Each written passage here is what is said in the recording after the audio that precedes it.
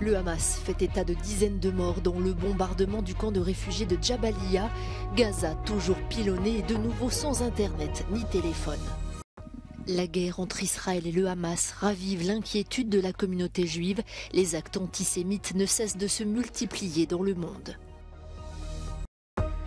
L'Ukraine a gagné un peu de terrain près de Barmout dans l'est du pays, alors que Kiev dénonce la plus vaste attaque russe depuis le début de l'année. L'armée israélienne intensifie ses bombardements sur Gaza. Depuis le début de la guerre déclenchée par l'attaque du Hamas, Tsahal affirme avoir frappé plus de 11 000 cibles appartenant à des organisations terroristes. Le mouvement islamiste indique de son côté que plus de 8 500 personnes ont perdu la vie. Mardi, Israël a mené une attaque contre Jabalia, le plus grand camp de réfugiés de la bande de Gaza. Une frappe qui, selon Tsahal, visait un centre de commandement du Hamas et des tunnels souterrains. Un commandant clé du mouvement aurait été tué.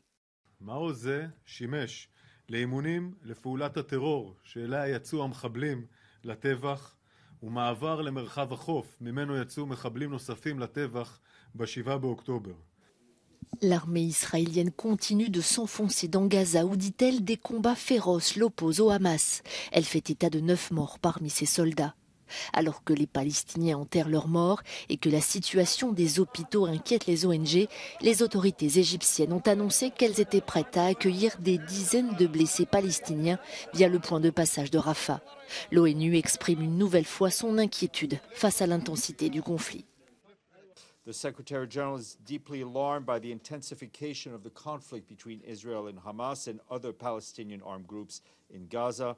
This includes the expansion of operations by Israeli defense forces accompanied by intense airstrikes and the continued rocket fire into Israel from Gaza. Selon l'État hébreu, 70 camions d'aide humanitaire sont entrés à Gaza mardi via le terminal de Rafah. Près d'un mois après le début de la guerre, les appels à une trêve humanitaire pour soulager les souffrances des habitants de Gaza restent sans suite. À Paris, comme dans de nombreuses capitales à travers le monde, des veillées sont organisées pour réclamer la libération des quelques 240 personnes retenues en otage par le Hamas. Depuis les massacres du 7 octobre, l'organisation terroriste a libéré 5 otages et annonce d'autres libérations dans les prochains jours. ووصلتنا طلبات هذه الدول وبالتالي فإننا أبلغنا الوسطاء بأننا سنفرج عن عدد من الأجانب خلال الأيام القادمة انسجاما مع موقفنا الذي أعلناه مبكرا عن عدم رغبتنا ولا حاجتنا للاحتفاظ بهم أو استمرار احتجازهم في غزة. 9 Français sont portés disparus ou otages depuis le 7 octobre. Leurs familles ont été accueillies à l'Assemblée nationale. Elles espèrent obtenir de l'aide de la France pour revoir au plus vite leurs proches. We really need all the pressure that we can get in order to demand Hamas to free the hostages. It makes no sense to live in a world when people get kidnapped from their beds, when people get kidnapped just by going to a party. Un appel au secours entendu à Paris. Reste à savoir s'il rencontrera un écho favorable à quelques 3000 km de là.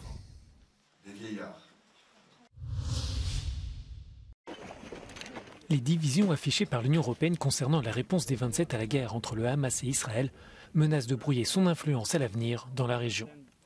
Cela pourrait même affaiblir sa crédibilité en matière de respect du droit international et de la protection des civils en cas de conflit. L'ambiguïté des États membres est d'ailleurs pointée du doigt par les partenaires de l'Union. Le roi de Jordanie estime que pour les 27, les vies palestiniennes ont moins de valeur que d'autres. Les dirigeants européens appellent à mettre en place des pauses humanitaires afin de permettre d'acheminer l'aide dans la bande de Gaza. Mais ils ne parlent pas d'un cessez-le-feu. You know, I think Germany may even be more pro-Israeli in its stance and articulation of Israel's right to defend itself than the United States. And I don't think that position within Germany that commands support across the coalition is likely to change in the short to medium term, regardless of how the ground invasion progresses in Gaza and the civilian casualties and the devastation we're all now likely to see. And so that is clearly going to open up a rift within the European Council between those countries that have a slightly different position and perspective on the conflict. And that, again, I think will subtract from European legitimacy, influence. À l'Assemblée générale de l'ONU, 4 pays membres de l'Union ont voté contre une résolution qui appelait un cessez-le-feu. 8 capitales ont voté pour et 15 se sont abstenues. Un résultat qui souligne les fractures européennes. Les pays membres ont toujours affiché des positions différentes à propos des Palestiniens, mais ils ont toujours soutenu fermement une solution à 2 États. I think it can still have a role. It is now it has now to deal with a kind of handicap with regard to Arab countries and more globally, more generally, with many partners in the South that have lost somewhat their confidence in the European Union diplomacy. So we have to rebuild that. We have to reach out to all of them. But never forget that it was the European Union that came up with the idea of a 2-state solution, the need for self-determination for the Palestinian, the support for the PLO as the representative of the Palestinian people. L'Union défend une conférence internationale pour la paix afin de relancer les discussions en faveur d'une solution à 2 États. Mais d'ici là, elle risque d'être mise à l'écart par la poursuite de la guerre.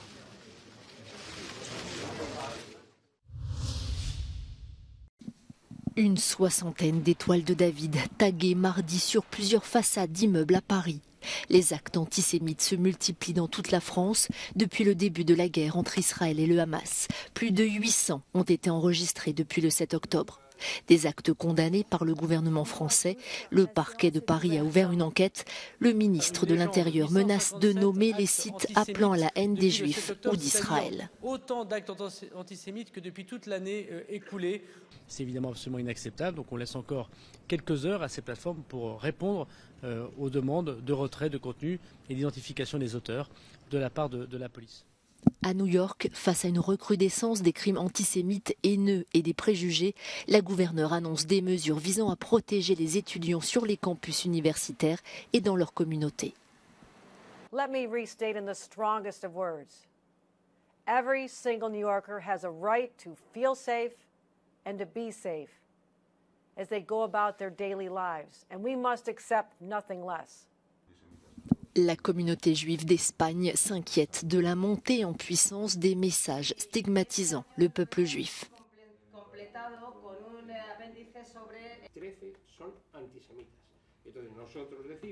Existe preocupación muchísima, que lo que ha ocurrido en 8 días, en 9 días del conflicto, hacía años que no ocurrían en nuestro país. Appel à manifester qui se multiplie, invectives politiciennes sans fin. Le conflit entre Israël et le Hamas est un sujet explosif en France, pays qui accueille les plus importantes communautés juives et arabo-musulmanes d'Europe.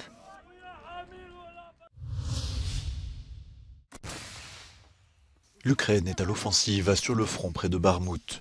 Ses soldats appartiennent à une unité de Kiev qui se bat depuis des mois. Au cours des dernières semaines, ils ont légèrement progressé, au prix de combats acharnés face à des forces russes qui ne lâchent rien. Сьогодні зранку.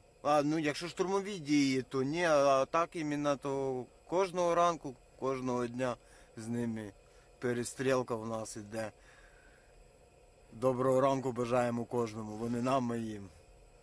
І якось так. Багато їх, да? Багато. Надоїли вони вже, і правда. Et la guerre continue sur d'autres fronts. L'Ukraine a annoncé que la Russie avait bombardé plus de 100 localités durant les 24 dernières heures, le plus grand nombre lors d'une seule attaque depuis le début de l'année. Depuis le lancement de leur offensive en février 2022, les forces russes ont tiré des millions d'obus d'artillerie sur des villes et des villages ukrainiens situés près des lignes de front, réduisant plusieurs d'entre eux à l'état de ruine dans l'est du pays. Alors que les fêtes de fin d'année se rapprochent, les prix à la consommation dans la zone euro poursuivent leur hausse, mais à un rythme plus faible, le plus bas depuis 2 ans. Le taux d'inflation annuel en octobre est de 2,9% contre 4,3% le mois précédent, selon les données publiées mardi par Eurostat, l'Office européen des statistiques. Ce fléchissement s'explique par la chute des prix de l'énergie de 11,1% et par l'augmentation ces derniers mois des taux de la Banque centrale européenne. La zone euro se rapproche d'ailleurs un peu plus de l'objectif de la BCE, à savoir un taux d'inflation à 2%. Mais dans le même temps, la croissance s'éloigne, la production économique s'est contractée après des mois de stagnation. L'Allemagne, première puissance économique européenne, voit son activité chuter de 0,1%. La France connaît un produit intérieur brut en très légère progression de 0,1%.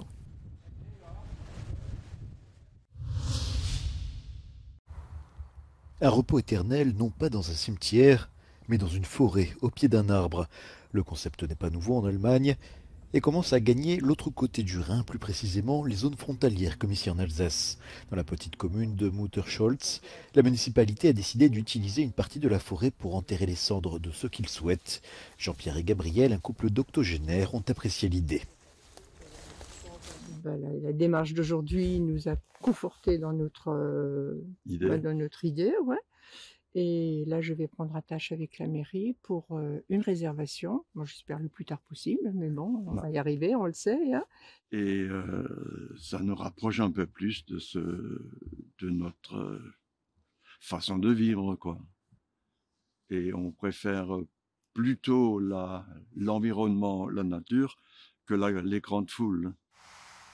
D'autres villes comme Nancy commencent également à planter des zones boisées dans les cimetières où les cendres des défunts peuvent être déposées gratuitement.